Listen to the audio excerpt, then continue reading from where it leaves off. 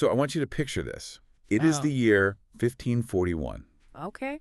and there is a Spanish army, right, Yeah. roughly, I mean, of about 4,000 men, and they are marching directly into the absolute thickest, most suffocating canopy of the Amazon jungle. Just a miserable place to be in the 1500s. Completely. Yeah. And get this, they are out there wearing gleaming steel armor, sweating, hacking through vines, and dragging along. This is literally true. 4,000 swine Oh, wow. and like 1,000 hunting dogs, plus this massive fortune in supplies. And they're doing all of this, suffering through all of this for a rumor, like literally a myth. Right, they were looking for El Dorado. Exactly, the mythical city of gold.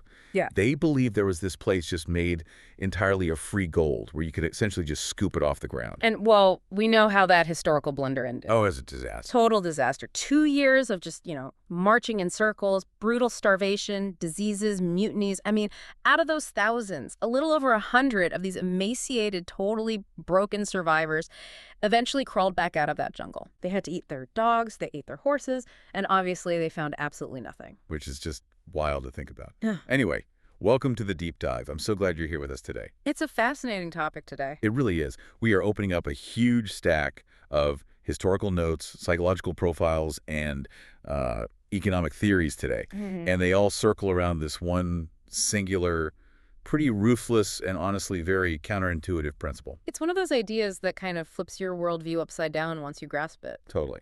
So the mission for you, the listener, as we get into this, is to rethink basically every bargain you've ever bragged about, Right. every little favor you've ever accepted, every shortcut you've ever taken.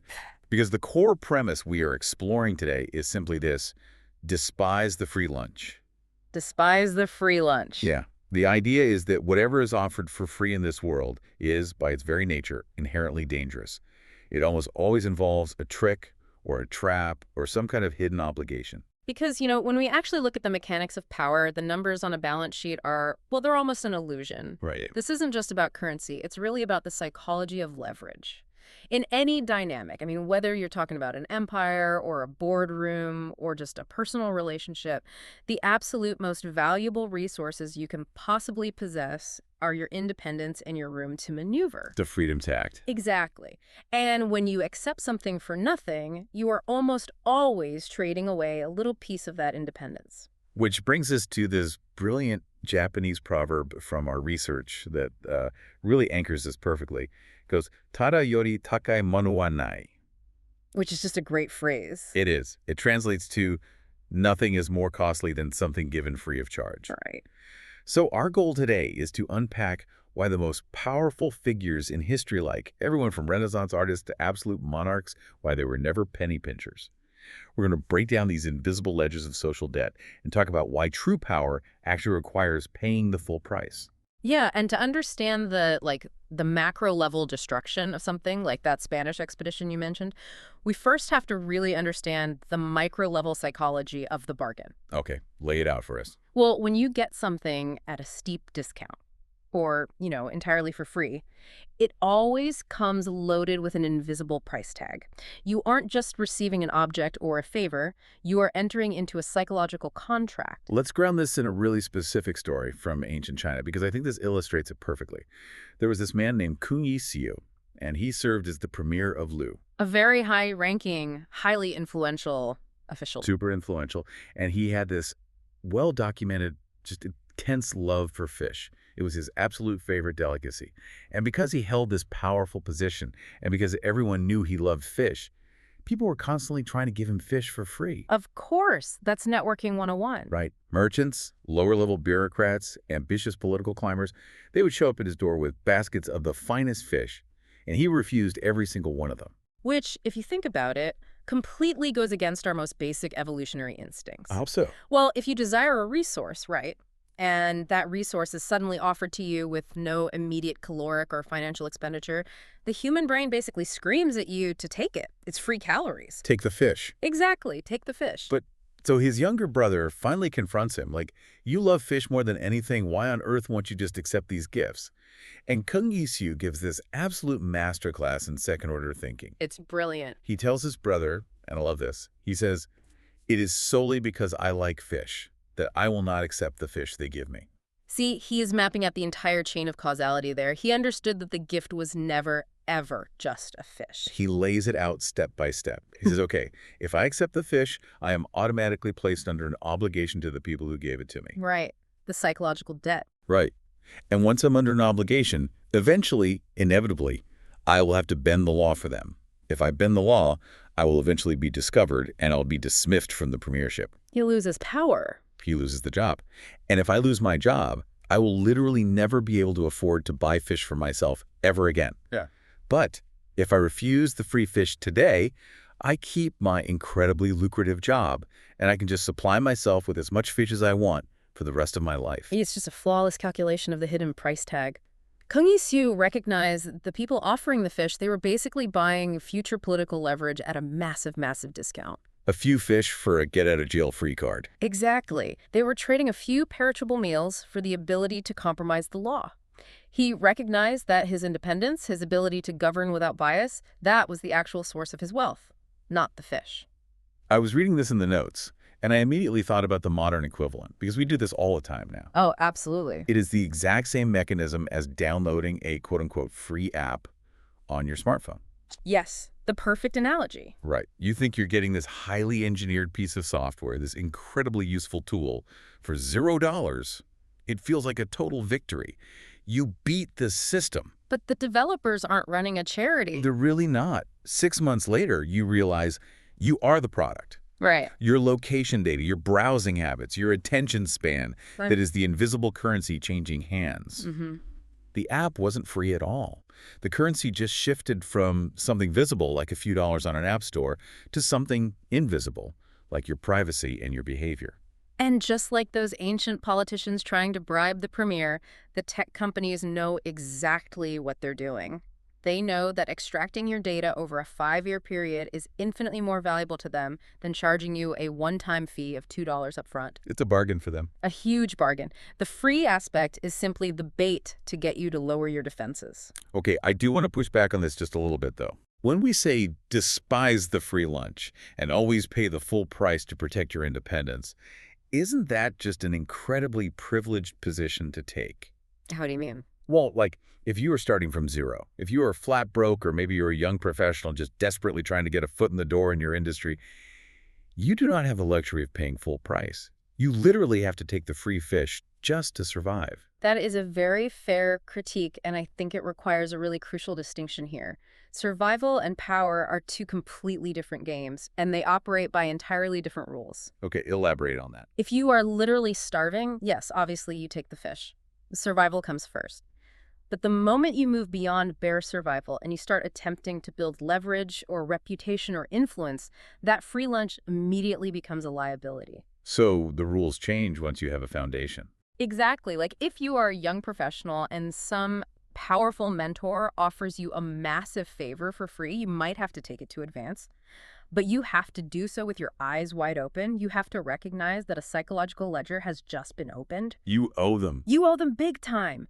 And if you blindly accept that favor thinking you just got lucky, you're going to be completely blindsided when they eventually come knocking to collect that debt. That makes a lot of sense. So it's all about awareness. Yeah. If you absolutely must take the free lunch, you need to know the caloric cost of the trap you're stepping into. Precisely.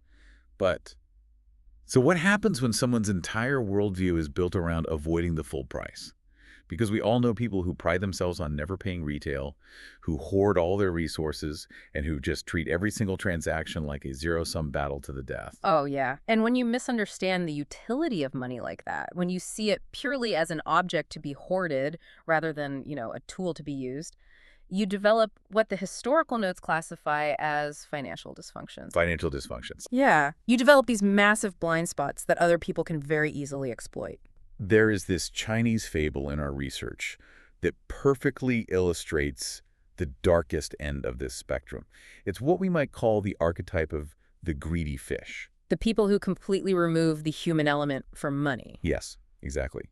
So the fable goes, there's this old woodcutter who is known throughout his entire village as just a miserable miser. He hoards his silver, he buries it in the ground, and he cares way more for the accumulation of wealth than anything in the actual living world. A classic archetype. Right. So one day, he's out in the wilderness, working, and he is suddenly attacked by a massive tiger. Just out of nowhere. Out of nowhere.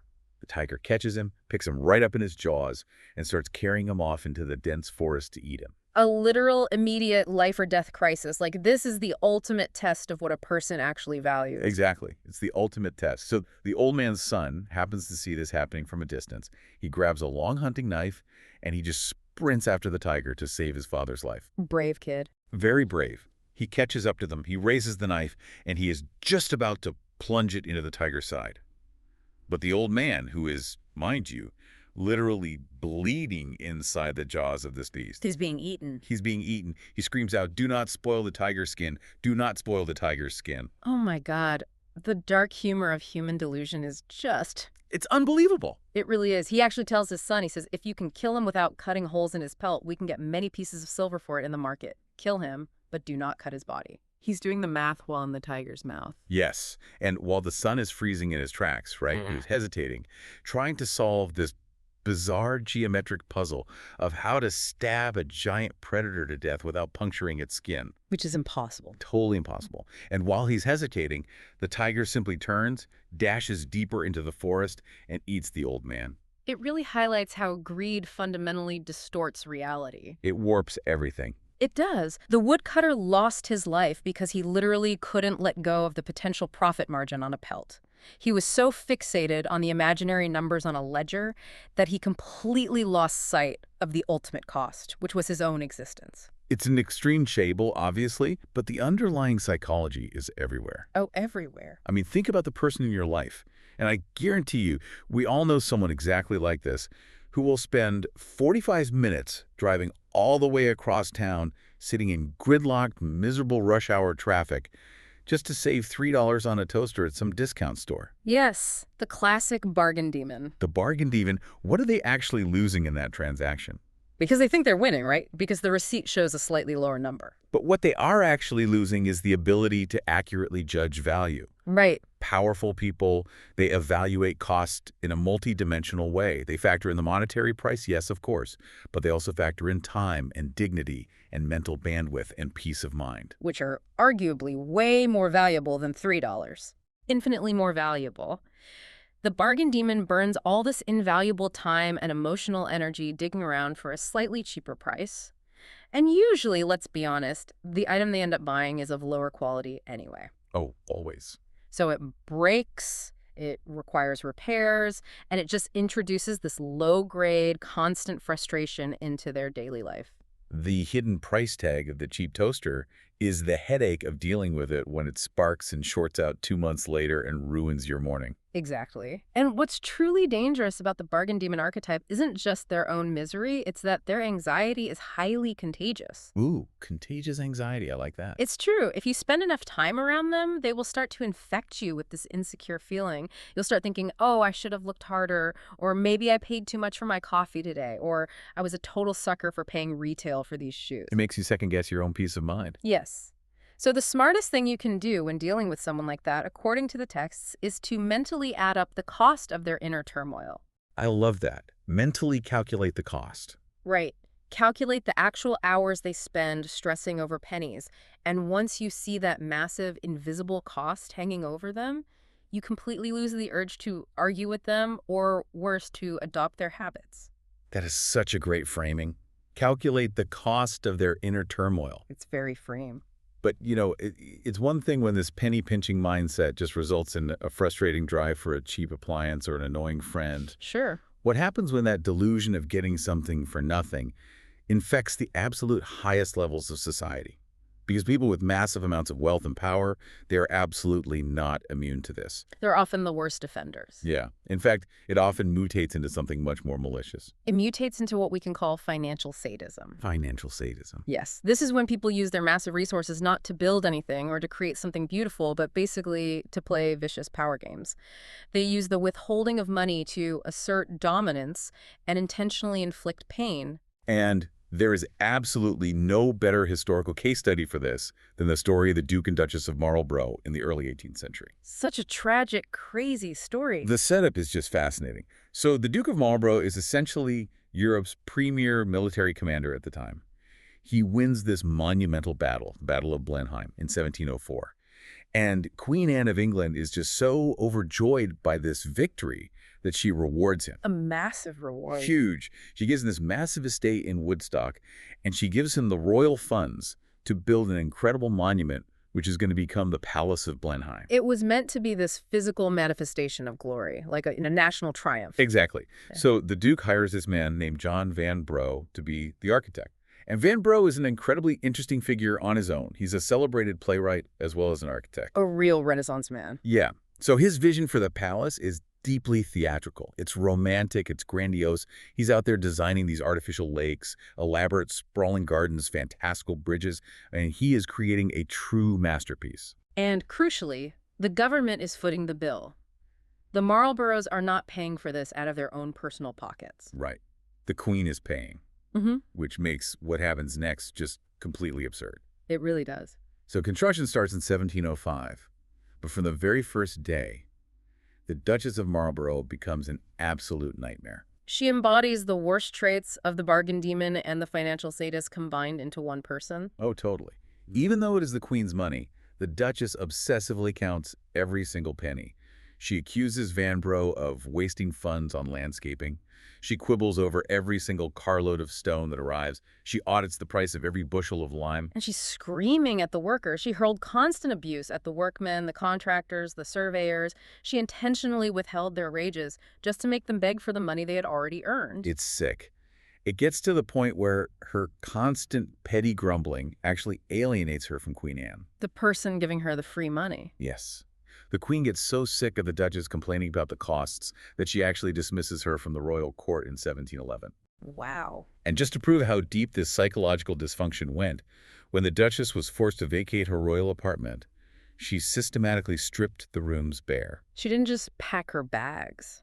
No, she didn't just take her clothes and her furniture. She literally unscrewed the brass doorknobs. Which is insane. She pried the marble slabs off the chimney pieces. Just think about the psychology of that for a second. You have one of the wealthiest, most privileged women in the entire British Empire, and she is packing brass doorknobs into a trunk. Like a scavenger. Exactly. It reveals a profound inner scarcity. Her identity was so completely wrapped up in the hoarding of value that she became a scavenger in her own palace. So because of her, the construction of Blenheim drags on for decades. It turns into this absolute swamp of litigation. The stonemasons and the carpenters are suing the Duchess for unpaid wages, and she is vindictively suing the architect right back. A total mess. And the poor Duke of Marlborough, who is old, exhausted from war, and basically just wants to retire in his beautiful new home, he dies in the middle of this chaotic mess. He never spent a single night in the completed palace. And we really have to pause here and ask, what was the underlying mechanism driving the Duchess? Because as we established, it wasn't her money. It wasn't actually about the numbers on the ledger. Great, then what was it? Was it just pure malice? It was about envy, and it was about control. Envy of who? Of Van Bro. Look at the dynamic with the architect. Van Bro possessed something the Duchess could never, ever have.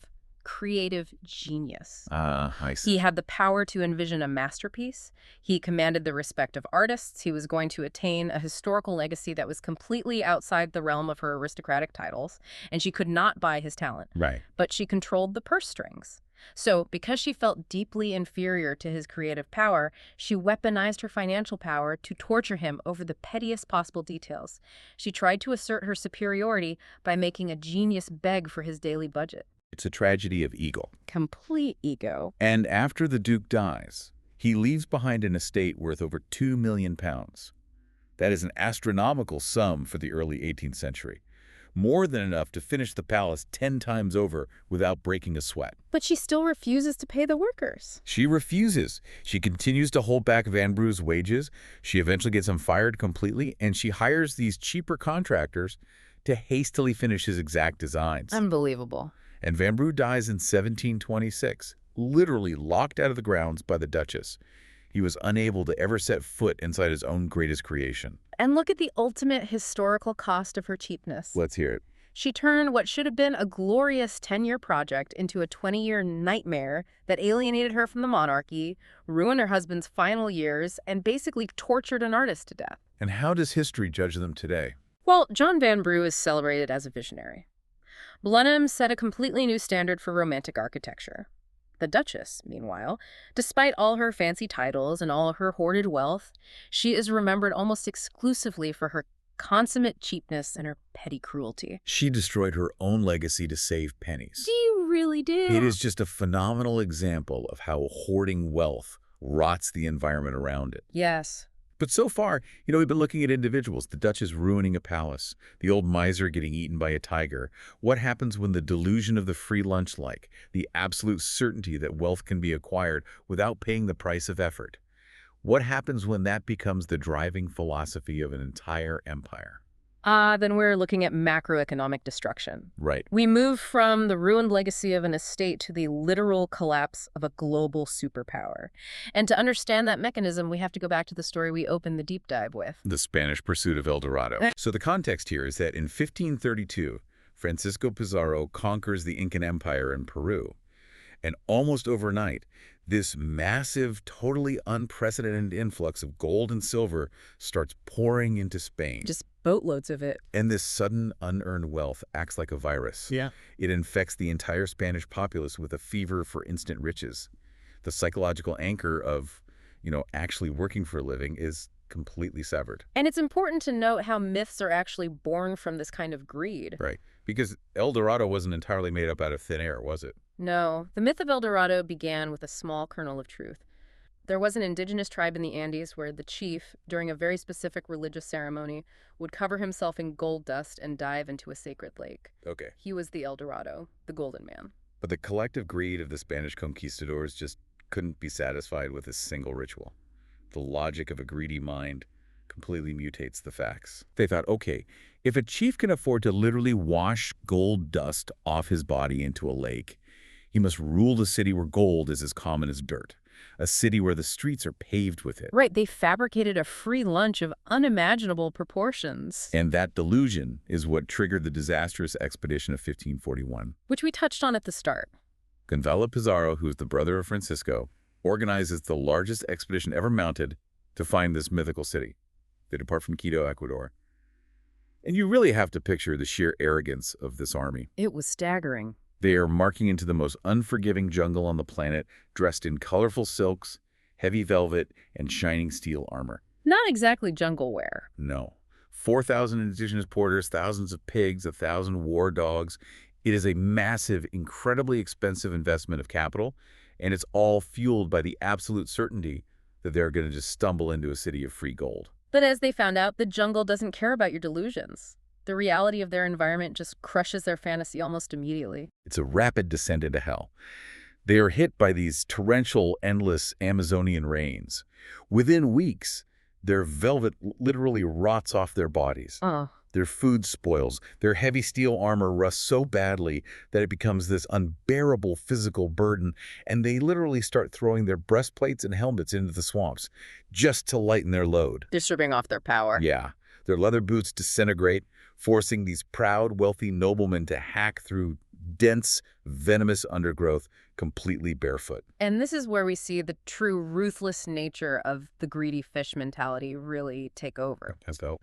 When people believe a massive reward is just out of reach and someone obstructs them, their morality completely evaporates. Gonzalo Pizarro would capture local indigenous people and just demand directions to El Dorado. Right. Naturally, these locals had no idea what he was talking about because the city didn't exist. But Pizarro, who was totally blinded by the certainty of the free lunch, assumed they were just withholding the information out of spite. And the cruelty that follows is staggering. Because he thought they were hiding his gold, he tortured them, he burned them alive. He literally fed human beings to his hunting dogs. And that cruelty is what sealed their doom. Word of this murderous, deranged army spread incredibly rapidly through the native populations. They weren't stupid. Exactly. The locals quickly realized that telling the truth, saying there was no gold, would just get them killed. Right. The only way to survive was to feed the Spaniards' delusion. So the locals started inventing these elaborate stories about a golden city just a few weeks further east.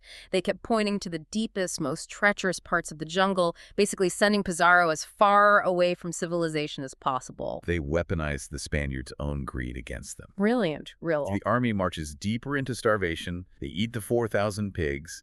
Then they butcher and eat the hunting dogs. The same dogs they use for torture. Yeah. Then they eat their horses. Eventually, they are reduced to boiling their leather belts and eating poisonous roots. They spend a year and a half marching in a massive 2,000-mile circle of death. And when the expedition finally staggers back into Quito, out of the thousands who left, a little over 100 men survive. They are emaciated, covered in tropical sores, wearing the ragged skins of dead animals. It is a profound historical tragedy. But the analytical takeaway requires us to kind of zoom out here. Right, look at the big picture. Spain didn't just lose the lives of thousands of people in those jungles. That same obsession with easy gold fundamentally hollowed out the entire Spanish Empire back home. See, this is the part I find absolutely fascinating. Yeah. If you asked anyone on the street today, what would happen to a country if it suddenly discovered thousands of tons of gold? They would say, obviously, that country would become an invincible superpower. Literally. But sudden wealth rarely lasts because it bypasses the discipline required to actually maintain it. Economists referred to this dynamic today as the resource curse or Dutch disease. Right. When a nation discovers a massive, easily extracted resource like oil in a modern petrostate or Incan gold in 16th century Spain, it completely destroys the domestic economy. How exactly does that happen? Walk us through it. Well, think about the incentives. If you were a young man in Spain in the 1500s, why would you spend 10 years learning a complex trade or invest capital in building an agricultural infrastructure or study engineering when you genuinely believe you can just get on a boat, cross the ocean, and pick gold up off the ground? You wouldn't. The fantasy of the free lunch destroys the necessity of disciplined labor. Entire agricultural regions in Spain were depopulated as men just abandoned their farms to chase the El Dorado myth. So the infrastructure just rots. Precisely. And the gold that did make its way back to Spain, it wasn't invested in roads or universities or domestic manufacturing. It was spent on imported luxury goods or was immediately pumped back into funding more of these futile expeditions. It's a vicious cycle. The empire became entirely dependent on a volatile external resource rather than its own internal productivity. By the end of the 17th century, as the gold dried up, Spain found itself with basically no domestic industries and a populace that had frankly forgotten how to work. Wow. The population of Madrid shrank from 400,000 down to 150,000. The empire fell into a severe, prolonged decline. It's the exact same psychological trap as, like, a lottery winner who goes bankrupt 3 years later. Yes. Power and wealth require immense self-discipline. The fantasy of wealth just falling into your lap bypasses the muscles you need to actually hold on to it. It strips away the protective fortress of real, disciplined power. Which brings us to a fundamental pivot in our analysis today. Okay, let's pivot. If hoarding money like the Duchess is toxic and chasing unearned gold like Pizarro is suicidal, what is the correct model? How are we actually supposed to view and use resources? Well, the historical texts we are examining offer a striking metaphor, but I actually want to update it for a modern context. Oh, please do. The old metaphor is a river. You know, if you dam it up, it gets stagnant. But I think a much more accurate analogy for wealth and power is the biological system of blood flow. Oh, I like that. Blood flow. It's a highly effective way to visualize it. If you hoard your blood in one part of your body, what happens? You get a clot. Right. The tissue around it dies. The system fails. Blood is only keeping you alive if it is constantly circulating, moving nutrients, oxygenating the system. Wealth operates the exact same way. The masters of power didn't bury their gold in a hole. No.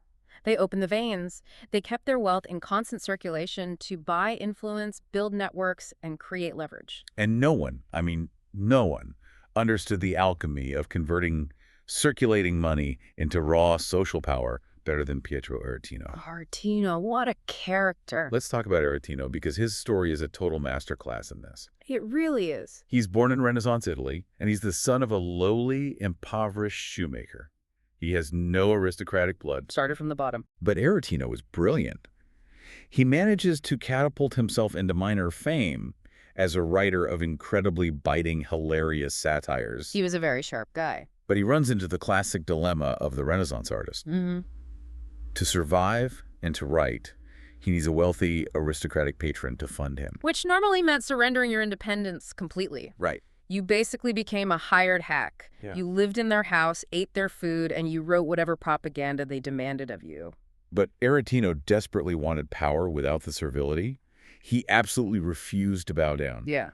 So in 1528, he makes this massive, crazy gamble. He goes to Venice. He moves to Venice, a city where very few people know his background. He's a small amount of savings, but instead of hoarding it to survive the winter like a normal person, he enacts this audacious strategy. He rents a beautiful house. Yes, he rents a beautiful house and throws the doors open to everyone.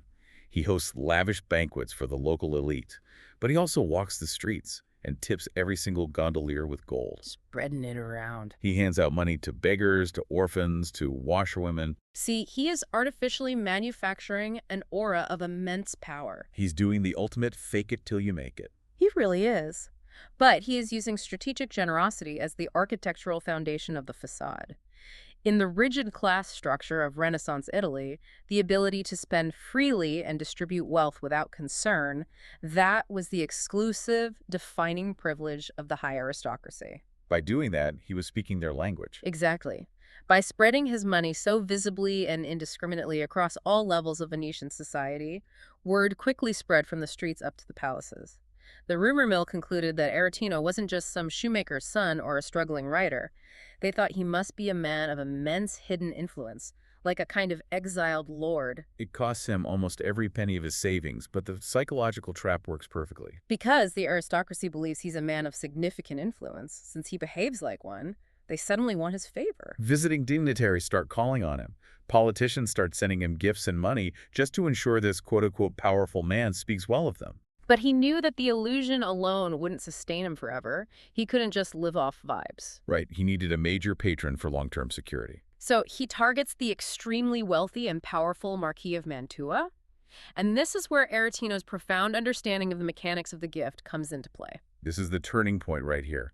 Normally, an artist would write a poem dedicated to the Marquis and explicitly ask for a stipend in return. They would approach as a beggar, a transaction. But Aretino writes a sweeping, brilliant, epic poem for the Marquis. Yeah. And he presents it purely as a gift. He demands absolutely nothing in return. And we have to dissect why that is so incredibly powerful. I want you to think about the underlying social contract of a gift. Yeah. When you hand someone a gift and ask for nothing in return, what are you implicitly stating about the relationship? You're saying, I don't need your money. I'm secure enough to just give this away. Exactly. Giving a true gift implies, at the very least, that the giver and the recipient are equals. And in many psychological frameworks, the person who gives without needing a return is actually asserting dominance. Wow. They are the superior.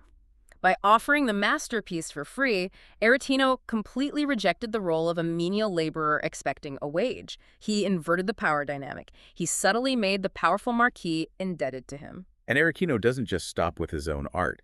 He leverages his network. He brings in the heavy hitters. He really does. He has befriended the famous sculptor Sansovino and the legendary painter Titian. Aretino studies the Marquis' specific aesthetic tastes, advises his artist friends on exactly what to create, and the three of them send a magnificent sculpture and a painting to the Marquis as a joint gift. And again, asking for nothing. Nothing. The Marquis is absolutely overwhelmed. He's been given priceless masterpieces by the greatest artists in Italy, and they asked for nothing. The psychological weight of that unreciprocated generosity becomes unbearable for the Marquis. He can't handle the debt.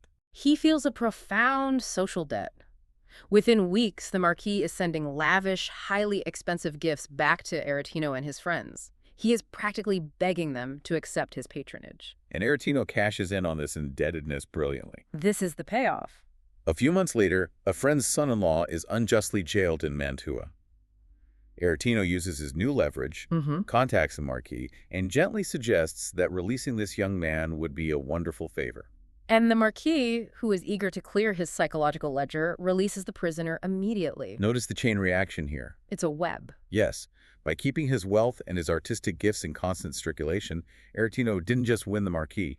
He now has the wealthy friend, the father-in-law of the released prisoner, deeply indebted to him as well. He is using generosity to weave a massive web of obligation. Aretino ended his life as the most famous, feared, and respected writer in Europe. Kings and emperors sent him gold just to avoid his satirical pen. He bowed to no one, all because he understood that giving a gift is a mechanism of control. It makes me think of an incredible story from Herodotus in ancient Egypt about a Greek exile named Silason. It's the exact same mechanism, but on a totally different scale. Let's hear it. So Silason is hanging around the markets of Memphis, and he's wearing this incredibly striking flame-colored cloak. A lowly guardsman in the Egyptian army, a man named Darius, sees the cloak and becomes obsessed with it. He wants the cloak. He walks up to Silason and offers to buy it, a simple transaction. But Silason refuses the transaction. Right. He looks at Darius, senses how desperately the man wants the garment, and says, I won't sell it to you, but I will give it to you for free. He opens the psychological ledger. Exactly. Years go by, political upheavals happen, and in a massive twist of fate, that lowly guardsman, Darius, ends up orchestrating a coup, ascending to the throne and becoming the king of Persia. Talk about a return on investment. Seriously. Silason, who's living in exile, hears about this. He travels to the royal palace in Susa and sits at the entrance, loudly claiming to the guards that he is a benefactor of the king. Which probably sounded crazy to the guards. Darius is confused, but he brings the man in. Silason stands before the throne and reminds Darius of the flame-colored cloak in the market of Memphis. And what is the king's reaction? Darius is completely moved. He remembers this singular act of generosity from when he was a nobody, a mere guardsman. He offers Silason unimaginable wealth chests of gold and silver to repay the debt. But Silason understands power. He says, don't give me gold. I want you to recover my native island of Samos for me. Give me back my homeland. Give me a country. And Darius does it. He mobilizes the Persian military, sends an army to conquer an island, and hands it over to Silason, all to clear the psychological debt of a single free cloak. Okay, I completely track how a gift creates an obligation one-on-one. Aretino and the Marquis, Silason and the king. But I have to admit, I'm a little confused by how this scales to a societal level. What do you mean? Well, what if you aren't just an unknown writer or an exile? What if you are an immensely wealthy outsider, and you are trying to buy your way into an elite society that actively, openly despises you? That's a tougher hill to climb. Can you just throw money at xenophobia and expect it to work? You can, but only if you understand the underlying anthropology of how human beings process the destruction of wealth. The destruction of wealth. Yes. This brings us to the story of Baron James Rothschild in 1820s Paris. Oh, Rothschild is such a fascinating case study. He really is. He has built this absolute banking empire in Paris. He's arguably the wealthiest man in the city, but he's a German Jew. Right. And in the context of the fiercely xenophobic, insular, French Catholic upper classes of the Restoration period, he's the ultimate outsider. They did not want him there. He knows that his fortune gives him structural power, but without social acceptance, that power is incredibly fragile. The aristocracy sneers at him behind his back. So he has to find a way to neutralize their prejudice and win their hearts. But how? What were his options? Well, he analyzes his options. He could give millions to charity. But the French aristocracy didn't care about his charity. They would just view it as a cynical PR stunt. He could try to buy more political influence, but he already heavily influenced the government through his banking, and pushing harder would only make the aristocracy more paranoid and resentful of him. Right, if you bribe a politician who hates you, they just hate you more for making them corrupt. Exactly. So Rothschild realizes he has to completely bypass their political defenses and target their psychological weak spot. And what was the weak spot? The greatest weak spot of the French aristocracy in the 1820s was profound, agonizing boredom. Boredom. So his solution to xenophobia is to throw a party. Not just a party. He decides to orchestrate an overwhelming spectacle of excess. He hires the greatest architects in France to design a palatial home with massive ballrooms and sprawling, meticulously manicured gardens. Setting the stage. But his real masterstroke is hiring Marie-Antoine Carême. The chef. Carême was the absolute most celebrated, legendary chef in French history. He was the chef who basically codified French haute cuisine. Rothschild hires the culinary god of France. He does. And then he just starts throwing the most lavish, decadent, mind-boggling parties Paris has ever seen. We're talking mountains of exotic foods, rivers of champagne, the finest musicians, the most beautiful decorations. And the strategy worked flawlessly. It did. The French aristocracy, despite their deep-seated prejudice, simply could not resist attending these soirees. The gravitational pull of the spectacle was too strong. Rothschild's weekly parties quickly became the absolute center of Parisian social life. But I still don't fully get it. Why did he have to spend astronomical sums? What do you mean? Why couldn't he just host elegant, tasteful, normal dinners? Why did he have to practically bankrupt the caterers with all this excess? To understand why the excess was necessary, we have to look at the anthropological concept of the potlatch. The potlatch. Yes. This is a practice originating among the indigenous tribes of the Pacific Northwest in North America. In a potlatch ceremony, a tribal chief would host a massive festival where he would systematically destroy huge amounts of his own tribe's wealth. Wait, destroy it. Literally destroy it. They would burn canoes, destroy blankets, throw precious coppers into the ocean, and give away enormous caches of food. Literally setting their own hard-earned wealth on fire. Yes. And to a Western capitalist mindset, that looks like absolute madness.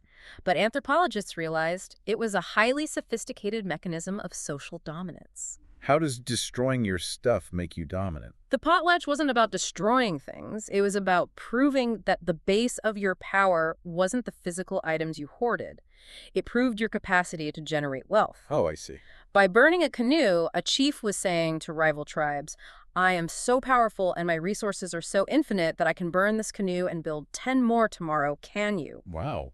It forced rival tribes to recognize his superiority because if they couldn't match his destruction of wealth, they had to submit to his status. Okay, that makes perfect sense. So Baron Rothschild was essentially throwing a Parisian potlatch. He was, quote-unquote, wasting huge sums of money on ephemeral things. Food that would be eaten, wine that would be drunk, flowers that would wilt to demonstrate that his power went far beyond his bank ledgers. Exactly.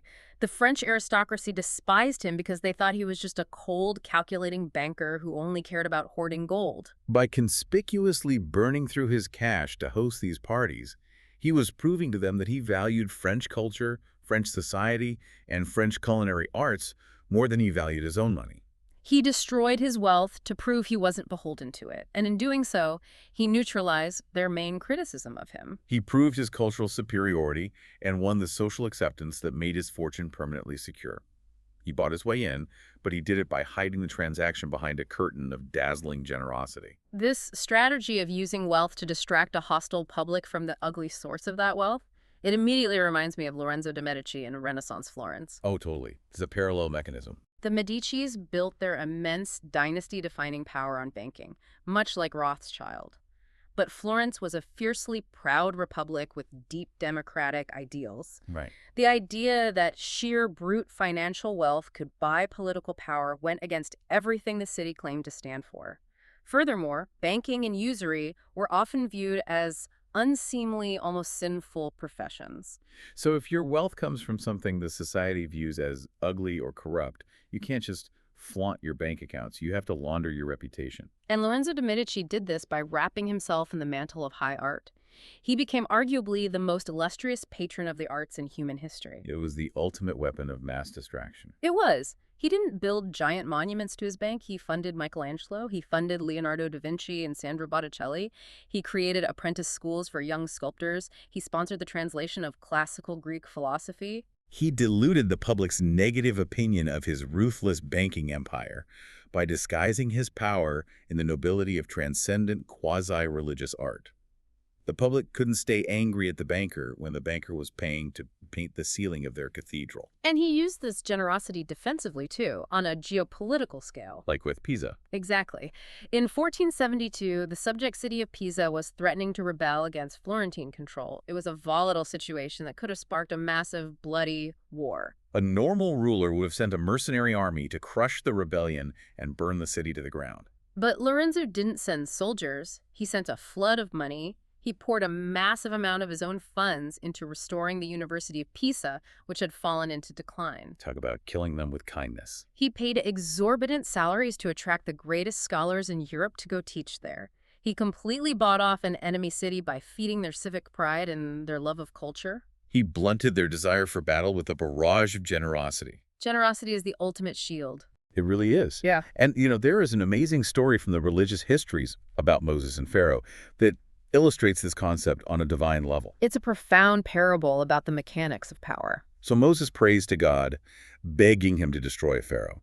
Moses lists all of Pharaoh's crimes, his tyranny, his blasphemies, his arrogant claims of being a living God.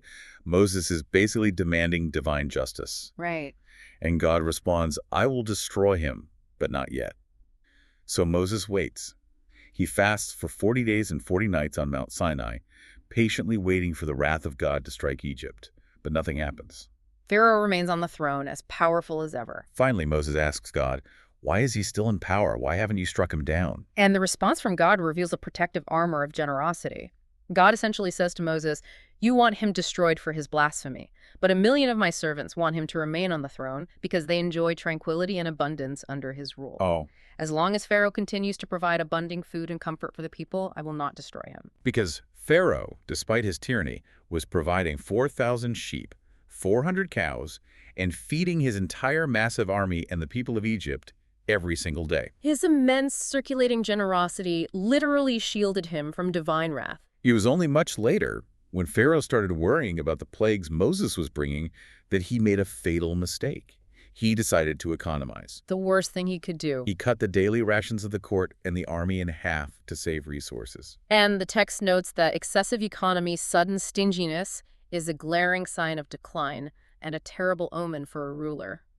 The moment Pharaoh started hoarding his wealth instead of distributing it, his doom was sealed. The legend says that on the day Pharaoh drowned in the Red Sea, only 2 sheep had been killed in his royal kitchen. The lesson is absolute.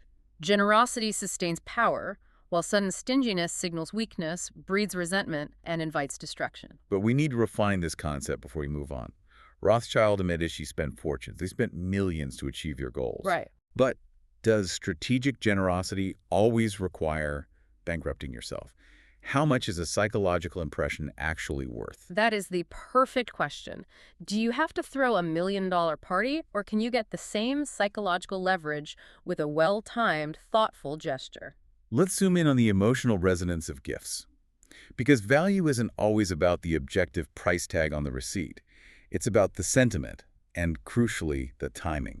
This brings us to King Louis XIV of France, the Sun King. Oh, he was a master at this. He had an absolute eagle eye for the strategic, psychological power of money and favors. When he first came to the throne, the French nobility was incredibly rebellious and fractured. Right, he had to wrangle them. He slowly consolidated power by forcing them to live at Versailles and spend enormous sums to maintain their positions at his court, thereby making them financially dependent on him. But his real genius was in how he used targeted strategic generosity to break the will of specific rivals. The text refers to his strategy as softening the soil. How exactly did he execute this? Well, whenever Louis noticed a stubborn, rebellious courtier, someone whose political influence he desperately needed for a vote or a military campaign, he wouldn't offer a straightforward bribe. Why not? Because if you offer a bribe to a proud, wealthy noble, you trigger their ego. They will reject it just to prove they can't be bought. Right, a bribe is a transaction and it feels dirty. Exactly. So instead, Louis would initiate a psychological freeze-out. He would completely ignore the man. He wouldn't look at him at court. He wouldn't invite him to dinners. He would treat him as if he were completely invisible. This is exactly what a toxic modern boss does. It is. They ghost you on email, they leave you off the meeting invites, they walk past your desk without making eye contact. It creates an agonizing sense of anxiety and insecurity. You spend weeks wondering what you did wrong. It induces a state of paranoia. And then, once the courtier is thoroughly anxious and isolated, Louis would strike. Suddenly and completely out of the blue, he would shower the man with an unexpected gift. Just whiplash. Total whiplash. The courtier might wake up to find his son was unexpectedly given a highly paid, prestigious post in the military, or a massive amount of royal funds were suddenly allocated to build roads in the courtier's home region, or he was gifted a priceless painting he had openly admired years ago. And then Louis swoops in and asks for the political favor. No, that's the brilliance of the timing. If he asked immediately, it would look like a bribe. Louis waits. He lets it marinate. Weeks or even months later, he would casually approach the courtier and ask for the favor he had needed all along. And almost without fail, the courtier, who had once vowed to do everything in his power to oppose the king, found he had completely lost the desire to fight. He would eagerly comply. We really need to unpack this. Why does that sequence, the freeze-out followed by the unexpected gift work, so flawlessly to melt a hardened political opponent? It exploits deep-rooted childhood psychology. Childhood psychology. Yes. As children, our most intense, complicated feelings about our parents often center around the giving and withholding of gifts. We don't view a toy as just an object. We view it as a profound physical manifestation of parental love, approval, and security. That emotional wiring never fully leaves us. When an adult is subjected to the anxiety of being ignored by an authority figure, whether it's a king or a CEO, and then receives a sudden, massive, unprompted gift, they psychologically regress. They turn back into the relieved child whose parent finally smiled at them. Yes. They become vulnerable. Their ego defenses drop, their stubborn will is loosened, just as a farmer loosens hardened soil before planting seeds. The gift bypasses their rational political calculations and hits them directly in the emotional center. But the crucial element here is the element of surprise, isn't it? Absolutely. If Louis gave out gifts constantly and predictably, it would just become an expectation, an entitlement. The courtiers would factor it into their baseline budgets and become monsters of ingratitude if the gifts ever stopped. So it has to be a shock to the system. The sudden, unpredictable, one-time nature of the gift is what maintains the psychological shock and awe. This proves that the value of a gift isn't in its objective market price. Value is entirely subjective. It's about the narrative, the timing, and how it makes a person feel. 100%. The sources we are working from provide 3 rapid-fire historical anecdotes from Japan, specifically from the tradition of the tea ceremony, that illustrate this subjectivity beautifully. The Japanese tea ceremony is the perfect arena for this because it is an entire cultural ecosystem built around aesthetic appreciation, where the value of an object is dictated almost entirely by human sentiment rather than intrinsic material worth. The first story is about a famous 17th century antique dealer named Fushimiya. He's widely considered the greatest connoisseur in Japan. One day he is sitting at a humble village tea house, and he spends several minutes staring intently, almost obsessively, at a very cheap, ordinary, mass-produced Bizen teacup. Just staring at it. A local artisan happens to be sitting nearby and sees Japan's most famous dealer staring at this cup. The artisan assumes Fushimiya has spotted a priceless hidden masterpiece. He frantically begs Fushimiya to sell the cup to him. And Fushimiya is an honest man. He actually laughs and explains the truth. The cup is absolutely worthless. He was only staring at it because the steam was hanging around the rim, strangely, and he was trying to figure out if it had a microscopic leak. But the artisan refuses to believe him. He is so blinded by the idea of discovering a hidden treasure that he insists on taking it. So Fushimiya just gives him the cup for free. It was worthless anyway. Right. The artisan takes it home and spends weeks trying to get it appraised by other dealers. He neglects his business, he loses sleep, he becomes completely obsessed. Eventually, Fushimiya hears about this and feels terribly guilty for accidentally ruining this man's life with an obsession over a leaky cup. So what does he do? Fushimiya tracks him down and buys the worthless cup back from him for a staggering 100 gold pieces, just out of pity to end the man's misery. But human psychology won't let this story end there. Right. Word quickly spreads through the antique markets that the great Fushimiya just paid 100 gold pieces for this specific Bizen cup. Suddenly, every dealer in Japan assumes it must be the greatest masterpiece in existence. Because he bought it. Exactly. They all want it. They track Fushimiya down and start bidding on it so frantically that a fight breaks out. They literally knock the table over, and the cup shatters into a dozen pieces on the floor. The irony is perfect. Fushimiya sweeps up the broken junk, glues it back together, and hides it away in a box. Years later, a legendary tea master is looking through Fushimiya's collection. He sees this glued-together, worthless, previously leaky cup, and he offers to buy it for an absolute fortune. And when asked why on earth he would pay so much for broken garbage, The tea master explains that he prizes sentiment and association more than intrinsic value.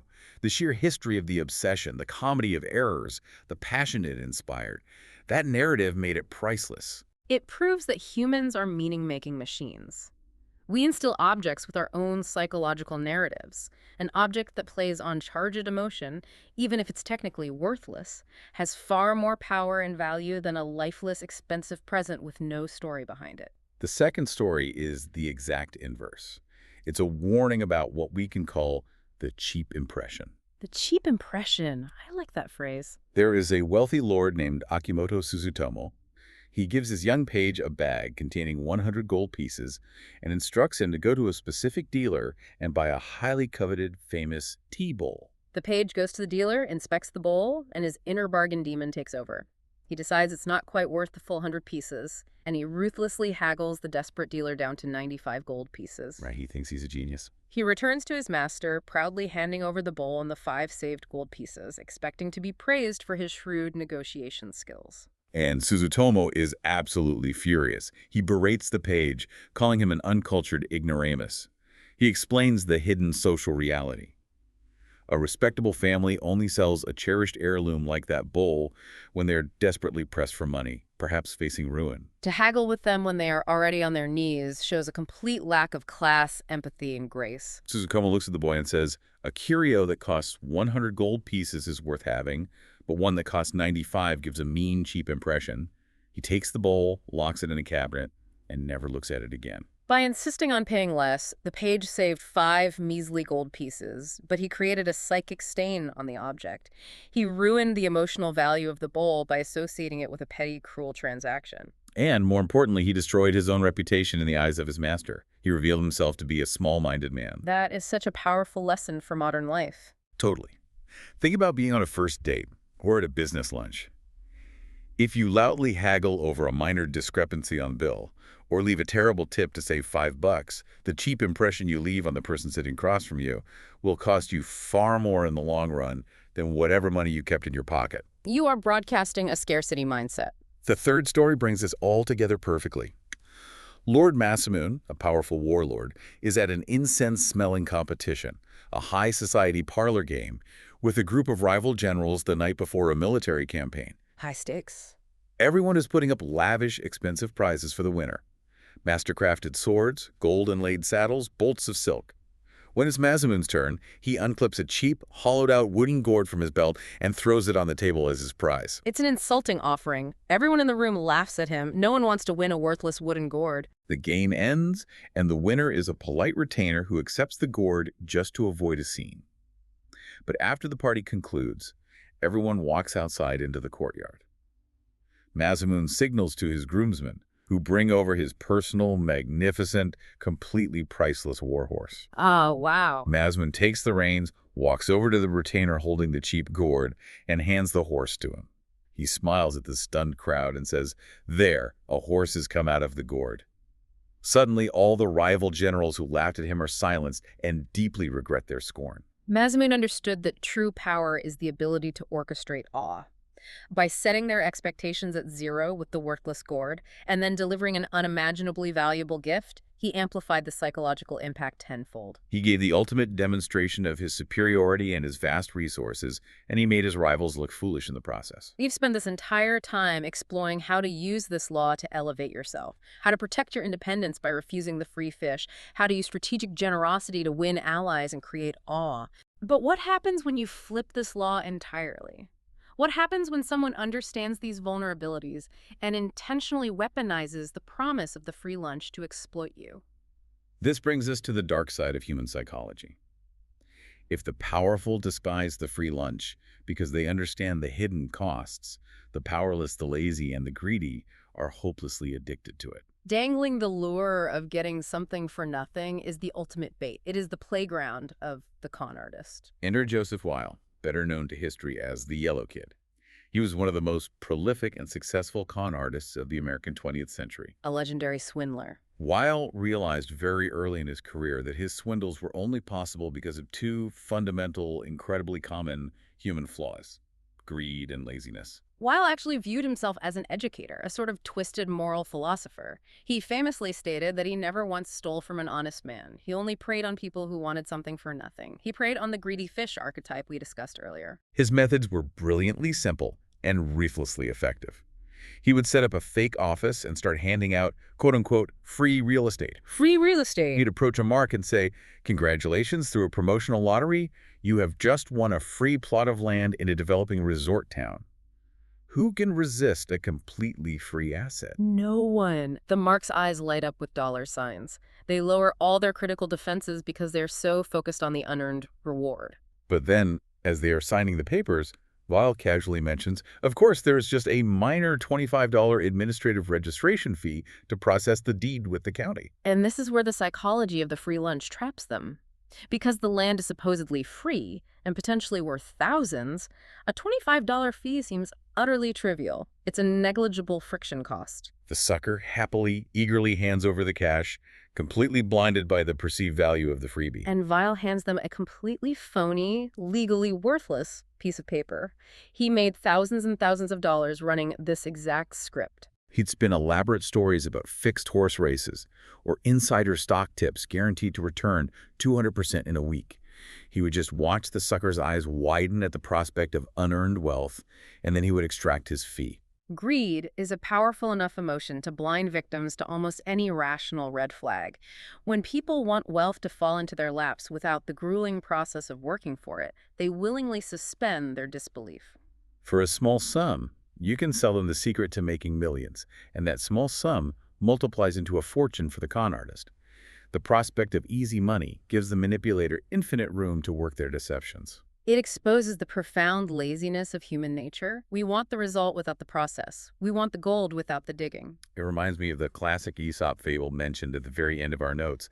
It's about a miser who converts his entire life savings into a great, heavy lump of gold. He goes out into a field, digs a deep hole, and buries the gold. He doesn't spend it. He doesn't invest it. He just walks out to the field every single day, digs up the dirt, stares at the lump of gold for a few minutes, and then buries it again. It is a completely sterile, useless relationship with wealth. The gold is doing nothing. Exactly. And one day, a local workman observes the miser doing this strange ritual. After the miser leaves, the workman goes to the hole, digs up the gold, and steals it. The next day, the miser comes back, finds the empty hole, and completely breaks down. He is weeping, screaming, tearing his hair out in absolute agony. A neighbor hears the commotion, comes over, and learns what happened. The neighbor looks at the empty hole, looks at the crying miser, and says, "Don't fret. Just take an ordinary stone, put it in the hole, and pretend it's your lump of gold. Since you never meant to actually use the wealth anyway, the stone will do you just as much good as the gold." It is a brilliant, piercing observation about the nature of value. But wait, I can hear people arguing with that neighbor. Having the gold gives you a safety net. A stone doesn't provide security if you suddenly get sick and need to pay a doctor.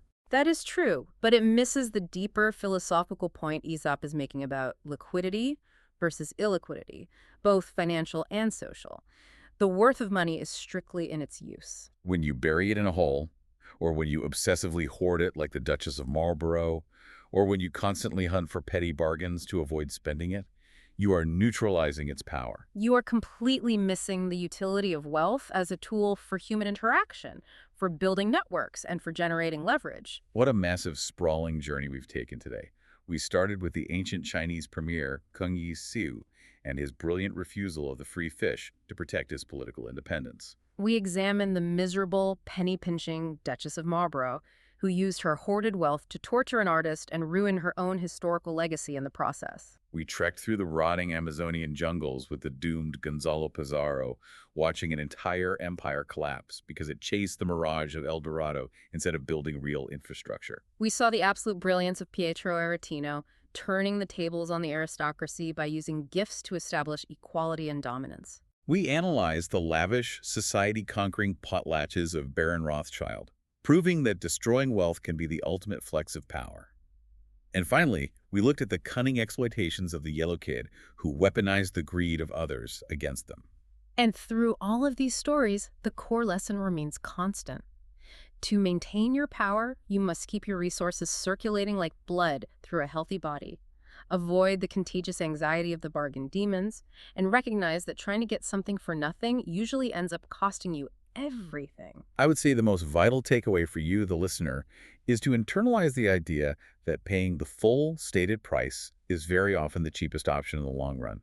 By paying your own way, whether with money, time, or effort, you protect your most critical asset, your independence. You remain free from the heavy burden of gratitude, you remain free from hidden guilt, and you immunize yourself against the deceit of those who would try to buy you cheaply. I think that's exactly right. But I want to leave you with one final thought to mull over.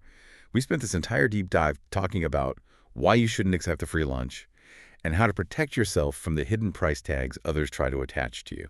But ask yourself this. Yes. What quote-unquote free lunches are you currently offering to the people in your life? When you offer a favor or give advice or pick up the check, are you truly being generous? Or are you secretly building an invisible ledger of debts, quietly waiting for the day you can cash them in? Because as we've learned, the most dangerous traps are the ones we convince ourselves are gifts. Thank you for joining us on this deep dive into the psychology of power and wealth. Keep questioning the bargains, protect your independence, and stay curious.